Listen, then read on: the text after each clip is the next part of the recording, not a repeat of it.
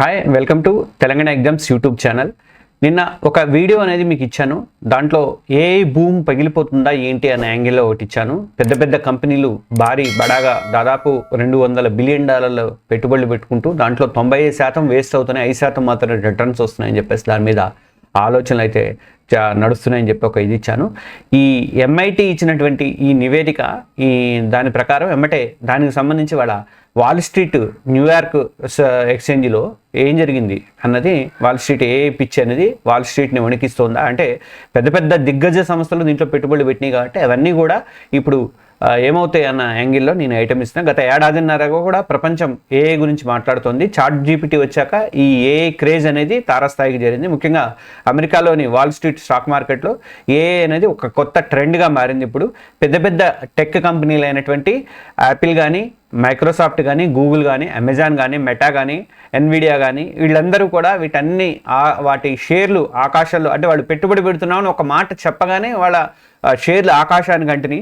పెట్టుబడిదారులు ఏకంగా కోట్ల రూపాయల డాలర్లు ఏఐ మీద పెట్టుకుంటూ అయితే వచ్చారు. వీళ్ళందరూ కూడా ఇప్పుడు ఈ ఉత్సాహం మీద నీడలు కమ్ముకుంటున్నాయి అని చెప్పేసి ఒక టాక్ అయితే వస్తుంది. ఇటీవల వచ్చినటువంటి కొన్ని నివేదికలు ఏఐ భవిష్యత్తు మీద తీవ్రమైనటువంటి ప్రశ్నలు అయితే లేవనెత్తుతున్నాయి. ఆ వివరాలన్నీ చూద్దాం. నిన్న ఆల్రెడీ ఒక వీడియో ఇచ్చాను. ఆ వీడియోకి కొనసాగించుతూ ఈ రెండో వీడియో ఇస్తున్నాను.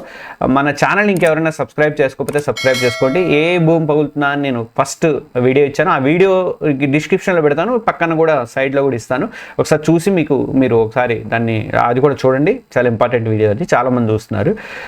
తర్వాత మీకు ఒక వీడియోలోకి వెళ్ళే ముందు ఒక చిన్న విజ్ఞప్తి.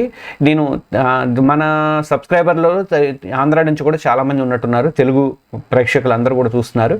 అయితే మీరు తెలంగాణ ఎగ్జామ్స్ అని పెట్టారు ఏంటని చెప్పేసి కొంతమంది అబ్జెక్షన్ పెట్టారు. అతను అబ్జెక్షన్ చేశాడు. లేదండి, నేను అన్నీ ఉన్నాయి నా దగ్గర, ఆంధ్ర ఎగ్జామ్స్ ఉంది, తెలంగాణ ఎగ్జామ్స్ ఉన్నాయి, వెబ్సైట్లు ఉన్నాయి, యాప్లు ఉన్నాయి, అన్నీ ఉన్నాయి. కాకపోతే ఏంటంటే నాకు కొన్ని ఆర్థిక పరిస్థితులు భారంగా కావడం వల్ల ఒకటే నేను నడుపుకుంటూ వచ్చాను. ఆ ఒకటే తెలంగాణ ఎగ్జామ్స్. ఇది కొంచెం డెవలప్లో ఉంది కాబట్టి దీంట్లో వీడియోలు పెడుతున్నా, అందరికీ ఉపయోగపడే వీడియోలు పెడుతున్నా. అందుకే ఇవాళ మీరు అట్లా అంటున్నారని చెప్పి నేను నా దగ్గర ఉన్నట్టు లోగోను కూడా దీంట్లో ఎగ్జిబిట్ చేస్తున్నాను.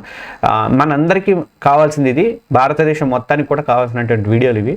ఈ యూట్యూబ్ వాడు ఇంగ్లీష్లో ఇస్తే ఇంకా ఇంగ్లీష్లో కూడా ఉపయోగపడేవి, కానీ చూడాలి. ఇక ఏ మీద ఎక్కడ చూసినా కూడా గందరగోళం అయితే కంటిన్యూ అవుతుంది. MIT నివేదిక వచ్చిన తర్వాత ఏ భూమి అనేది బ్లాస్ట్ అవుతుందా అనే భయం అయితే పట్టుకుంది. నేను మొత్తం కొలాప్స్ అయిపోతుందని మాత్రం చెప్పట్లేదు. కాకపోతే ఏంటంటే ఊహించుకున్న స్థాయిలో ఉండదు, దాని మీద పెట్టుబడులు అవి భారీగా పెట్టి దాన్ని ఏదో ఊహించుకున్న స్థాయిలో ఉండదు మాత్రమే నేను అంటున్నా. ఎందుకంటే మానవుడు చేయలేని పనిని మానవుడు థింకింగ్గా హ్యూమన్ ఇది బుర్రతో ఆలోచించేది ఏది కూడా చేయలేదు. నాకు కింద ఫస్ట్ వీడియోలో కామెంట్స్ పెట్టారు పెద్దవాళ్ళు కొంతమంది, వాళ్ళందరూ కూడా కృతజ్ఞతలు. నిజంగా వాళ్ళు అర్థం చేసుకున్నారు వీడియోని కూడా. ఎందుకంటే నిజమే, అది అనేది మనం మించి అయితే పోదు, కాకపోతే దాన్ని ఎలా ఉపయోగించుకోవాలనేది మనం నేర్చుకోవాలి. సరే, దీని మీద ఇంకా కంటిన్యూషన్ 5-6 వీడియోలు ఉన్నాయి. దాంట్లో మీకు మొత్తం క్లారిటీ అనేది వస్తుంది. ఇక ఏం జరిగింది అంటే, నిజానికి ఇప్పుడు క్రిప్టో లేదా స్టాక్స్ వీటి మీద పెట్టుబడులు పెట్టట్లేదు. వాల్ స్ట్రీట్ మొత్తం కూడా ఏని నమ్ముకుంది. హెడ్జ్ ఫండ్స్ నుంచి ఇన్వెస్ట్మెంట్ బ్యాంకుల దాకా అందరూ తమ ట్రేడింగ్ రిస్క్ మోడల్స్లో మిషన్ లెర్నింగ్స్ని ఉపయోగిస్తున్నారు. మార్కెట్లో లాభాలు తక్కువగా ఉన్నప్పుడు స్పీడ్ అంచనా వేయడమే సామర్థ్యంగా ఈ గెలుపున కీలకం అని చెప్పేసి వాళ్ళు నమ్ముతున్నారు. ఈ మధ్య పర్ప్లెక్సిటీ అనే ఒకటి వచ్చింది కదా, అదైతే మన స్టాక్ మార్కెట్లో ఇండియన్ స్టాక్ మార్కెట్లో మొత్తం అంచనాలు వేసేస్తుంది. అది చాలామంది యాడ్స్ కూడా వచ్చినట్టున్నాయి వీటిలో, లెక్స్లో వాటిలో యాడ్స్ కూడా వచ్చేసినాయి దానికి సంబంధించి. అలా చేస్తుంది. ఇప్పుడు SP నివేదిక ఏం చెప్తుందంటే, S&P నివేదిక 2024 చివరి నాటికి కంపెనీలు మొదలుపెట్టినటువంటి 42% AI పైలట్ ప్రాజెక్టులన్నీ కూడా ఫెయిల్యూర్ అయినాయట. ఇది చాలా ఇదికరమైన విషయం. ఇది నేను మొత్తం శోధించి దీంట్లో తీసుకొని రెడ్డిట్లో వాటిల్లో నోటిఫికేషన్లలో నేను కావాల్సిన విధంగా సెట్ చేసుకొని చేస్తున్నా. అడ్డగోలుగా నేను చెప్పట్లేదండి. ఇది 2024 చివరి నాటికి కంపెనీలు మొదలుపెట్టినటువంటి 42% AI పైలట్ ప్రాజెక్టులన్నీ కూడా ఫెయిల్ అయినాయట. అంతకుముందు ఏడాదిలో అంటే 2023లో కేవలం 17%, అంటే కంపెనీలు AI మీద పెట్టుబడిన వాటికి పెద్దగా ఫలితాలు ఏవి కనబడలేదట. తర్వాత 42% ఇదైతే, అంతకుముందు 17% మాత్రమే పెట్టుబడి అని పెట్టినట. వాటికి కూడా పెద్ద ఫలితం అనేది కనబడలేదట. ఇక మెకిన్సీ నివేదిక ప్రకారం దాదాపు 80% కంపెనీలు జనరేటివ్ ఏఐని ఉపయోగిస్తున్నామని చెప్పినా వాళ్ళ ఆర్థిక పరిస్థితి మెరుగుపడలేదని చెప్పేసి వాళ్ళు ఒప్పుకుంటున్నారు. వాళ్ళు ఆల్రెడీ యూజ్ చేస్తున్నారు చాలామంది. కొంతమంది ఈ వీళ్ళ జూనియర్స్ని తీసుకోకుండా ఎంప్లాయీస్ని ఏదో పొదుపు చేద్దామని చెప్పి తీసుకొని చేస్తున్నారు. కానీ అవేవి కూడా వాళ్ళకి 80% కంపెనీలు జనరేటివ్ వాటిలో మాకేం ఉపయోగపడట్లేదు, వాటి వల్ల అంటే ఉపయోగపడుతున్నాయేమో కానీ వాటి వల్ల డబ్బులు వచ్చిన పాపాన్ని అయితే పోలేదు, మాకేం ఆర్థికంగా అయితే మెరుగుపడలేదు మేము అని చెప్పేసి ఒప్పుకుంటున్నాను అనమాట. ఇక ఎంఐటి స్టడీ ప్రకారం అన్ని దిగ్గజ కంపెనీలకి కూడా ఎంఐటి అనేది గట్టి షాక్ అయితే ఇచ్చింది. ఎంఐటి స్టడీ గురించి మొదటి వీడియోలో చెప్పాను. ఇంకా ఎవరైనా చూడకపోతే ఆ వీడియో చూడండి. ఆ లింక్ని ఈ వీడియో డిస్క్రిప్షన్లో కూడా పెడతాను. ఇక ఎంఐటి పరిశోధకులు చేసినటువంటి స్టడీ ప్రకారం ఆ స్టడీని చూసిన తర్వాత వాల్ స్ట్రీట్ మొత్తం కూడా షేక్ అయిపోతుంది. ఇప్పుడు న్యూయార్క్ స్టాక్ ఎక్స్చేంజ్ మొత్తం షేక్ అవుతుంది. ఆ నివేదిక ప్రకారం సంస్థలు మీద కోట్లాది రూపాయల డాలర్లు ఖర్చు చేసినా కానీ 95% పెట్టుబడులు సున్నా లాభాలను ఇస్తున్నాయి, 5% మాత్రమే వాళ్ళకి గెయిన్స్ వస్తున్నాయని చెప్పేసి క్లియర్గా ఎంఐటి పరిశోధకులు తేల్చి చెప్పారు. ఈ నివేదిక బయటకు వచ్చిన వెంటనే ఎన్విడియా, తర్వాత మెటా, తర్వాత పలంటీర్ పలంటీర్ లాంటి ఆధారిత కంపెనీల షేర్లన్నీ కూడా ఒక్కసారిగా పడిపోయినాయి. చూడండి భూమి ఎట్లా ఉందనేది.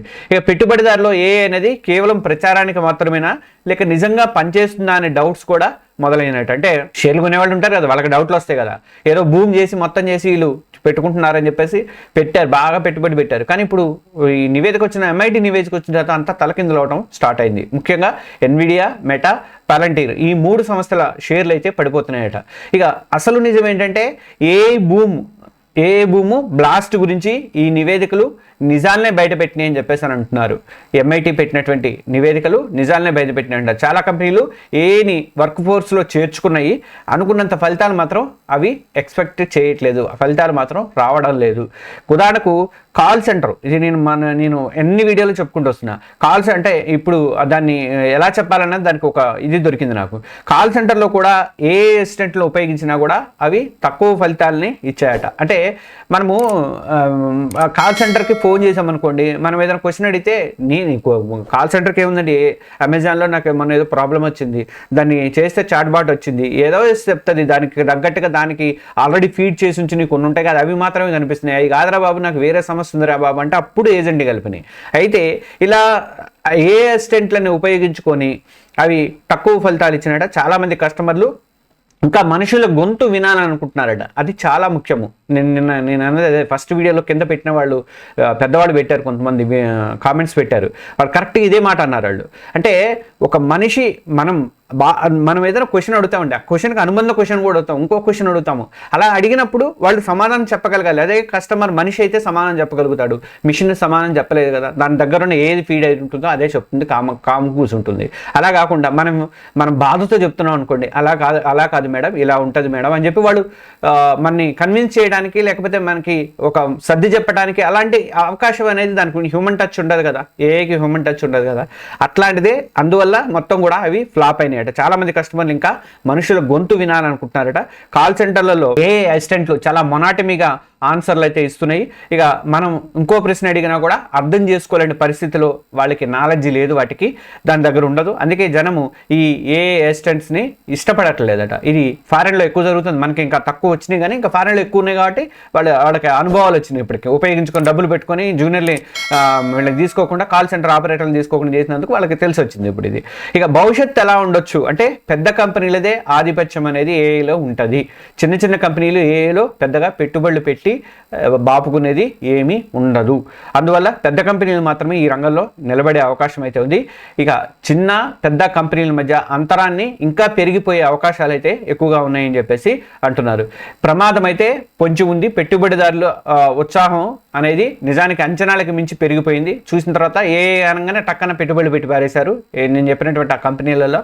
కానీ దీనివల్ల భారీగా నష్టాలు వచ్చే అవకాశం ఉందని చెప్పేసి Chat GPT CEO Sam Altman కూడా ఒప్పుకున్నారు ఈ మధ్యనే. ఇక ఏఐ ఆర్థిక వ్యవస్థను మారుస్తుంది అన్నది నిజమే, కానీ అది అనుకున్నంత వేగంగా ఆశించినంత లాభాలతో జరగట్లేదు. మెయిన్ ఎవడు డబ్బులు పెట్టినా కానీ లాభం రావాలి కదండి. దానికి లాభం రాకుండా ఎంతకని పెట్టుకుంటూ పోతుంటాడు, ఎన్ని రోజులని పెడతారు దానికి. అలాంటి పరిస్థితి అయితే ఏఐ ప్రాజెక్టుల మీద లేదు. ఇప్పుడున్న పరిస్థితుల్లో పెట్టుబడిదారులు చాలా జాగ్రత్తగా ఉండాలి. అంటే అంటే పెట్టుబడిదారు ఇన్వెస్టర్లు, ఈ షేర్లు కొనుక్కునే వాళ్ళు. అందుకే మెటా లాంటి దిగ్గజ కంపెనీలు కూడా తమ ఏఐ ఉద్యోగులను తగ్గించుకోవడానికే ప్రయారిటీ అనేది ఇస్తున్నాయి అనమాట. ఆ కంపెనీ అట్లా చేసినట్టే దిగ్గజ కంపెనీలు అట్లా చేసినట్టే ఇక మామూలు కంపెనీలు అయితే మూసుకునే పరిస్థితి. అందుకనే చాలా వరకు 42% వరకు కూడా మూతపడ్డే అవకాశాలు అయితే ఉన్నాయట. ఇక $1 బిలియన్ పెట్టుబడులు పెట్టినా కూడా 5% కూడా ఉపయోగం లేదు, దానివల్ల రిటర్న్స్ లేవు అన్నప్పుడు ఇక ఎందుకు అని ఆలోచనలు అయితే పడ్డాయట. ఇది రెండో వీడియో. మీకు ఏ బబుల్ పగిలిపోతుందా, ఐటీలో మన 1990లో కానీ 2000లో ఇయర్స్లో కానీ వచ్చినటువంటి పరిస్థితులు మళ్ళీ ఐటీలో రిపీట్ అవుతాయా అన్నది నేను మూడో వీడియోలో చెప్తాను. నెక్స్ట్ శనివారం రాత్రి 8 గంటలకి ఇది రోజు వస్తుంది. ఈ వీడియోని మీరు కూడా కంపల్సరీ చూడండి. ఫస్ట్ వీడియో ఎవరైనా చూడకపోతే డిస్క్రిప్షన్లో పెడతాను, ఆ వీడియో కూడా చూడండి. ఇంకా మన ఛానల్ ఎవరైనా సబ్స్క్రైబ్ చేసుకోకపోతే సబ్స్క్రైబ్ చేసుకోండి.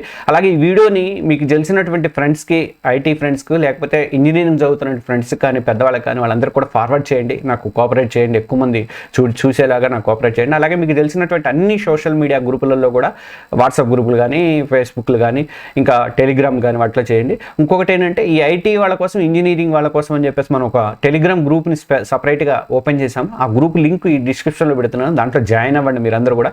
నేను అమెరికాలో ఉన్నటువంటి మా ఫ్రెండ్స్ని చాలామందిని, ఈ ఐటీలో ఉన్న వాళ్ళని, కొంతమందిని, మా రిలేటివ్స్ చాలామంది ఉన్నారు, వాళ్ళందరినీ కూడా నేను ఇన్వాల్వ్ చేస్తాను. పెద్దవాళ్ళు ఇక్కడ టిటా ప్రెసిడెంట్ సందీప్ గారు ఇంకా అడగలేదు, నేను చెప్పేస్తున్నాను వీడియోలో. ఆయన గారిని కూడా నేను అడుగుతాను, ఆయన నాకు ఫ్రెండే. మనకి అందరు కోఆపరేట్ చేస్తారు, మనకి సలహాలు ఇవ్వడానికి దానికి ఉంటారు కాబట్టి మనకి భవిష్యత్తు, మనకి ఫ్యూచర్ని ఇది చేసుకోవడానికి అవకాశం ఉంటుంది. దయచేసి ఏమైనా విమర్శలు ఉంటే కాస్త సాఫ్ట్గా ఇవ్వండి దయచేసి. Okay, thank you. ఈ వీడియోని మాత్రం లైక్ చేయండి, మీ ఫ్రెండ్స్కి వాళ్ళందరికీ కూడా షేర్ చేయండి. Okay, thank you.